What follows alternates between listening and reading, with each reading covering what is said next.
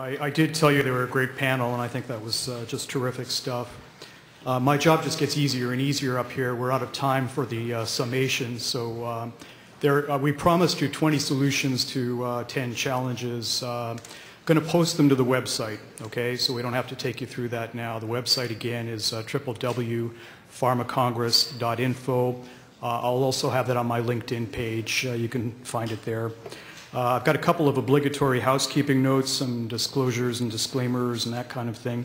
Immediately after we're done here in a couple of minutes, I'll just ask you to head out that way. We're going to start the Canadian Healthcare Marketing Hall of Fame luncheon, gala luncheon and reception. We're honoring 9 new inductees this year. I'm glad to say Mike Tremblay is one of them, and another figure at our table, Dean Michelin, was honored last year, and I'm sure the future holds some great things for our other 2 panelists. I've got a couple of acknowledgments I'd like to issue. One of them is to Accuristics, which was responsible for your being fed this morning. They sponsored the nutrition break.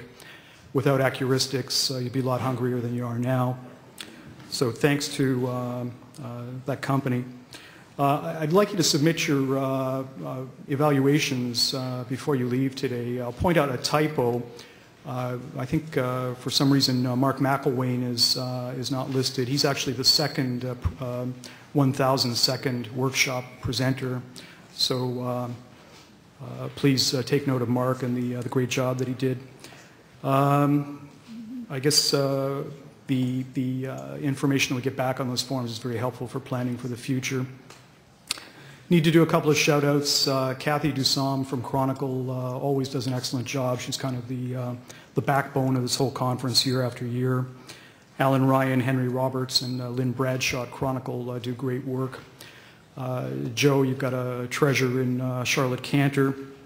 Jason Steele at STI, thanks very much. I may be leaving a couple of people out. Lauren Markowitz is kind of a year-round source of ideas, many of them not bad. Also, Cliff Goodman. I don't know if Cliff's in the room right now, but he's a good guy to have in your corner, and he helped out this year. You might take this opportunity just to grab your BlackBerry or your iPhone and enter next year's date. It's July. No, not July. What month is this? This is March. It'll be March 30th, 2011. And we keep getting closer and closer to April Fool's Day, but haven't hit that yet. So now, I guess I'd like to call Joe and Steve back to the podium. One of the ideas behind this Congress is it's a non-profit thing conducted by our companies. Any funds that are left over after we've paid for the AV guys and the lunch and the shoe shines and everything else that has to happen goes to the RX&D Health Research Foundation.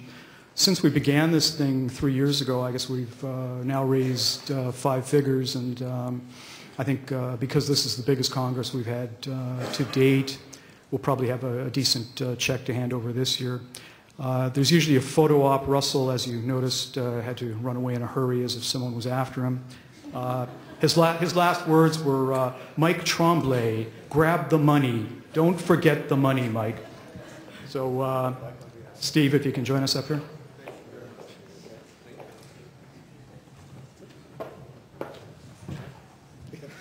Checks in the mail. Yeah, next year, a Happy Gilmore check, I think. Okay, well that's it. So thanks very much for coming. I know that your time is extremely valuable, and your financial support is appreciated. If you just join us outside, we have a toast with genuine Danish champagne. This is the 4th year I've used that line. No one has ever laughed. I'm gonna use it again next year. Thanks again. The meeting's over.